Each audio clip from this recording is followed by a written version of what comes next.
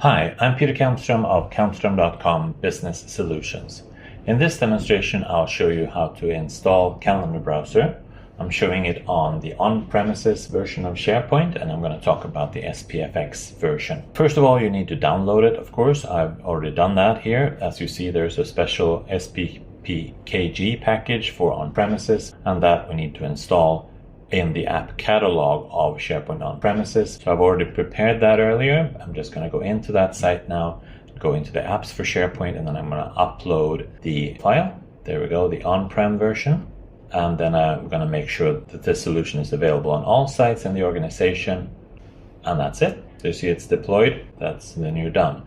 Then you can go into any site, and when I create a new page here, just add a web part. And there you'll see that Calendar Browser is available there. So that concludes the demo. That's the steps. Go into your apps for SharePoint, upload the file, and deploy it.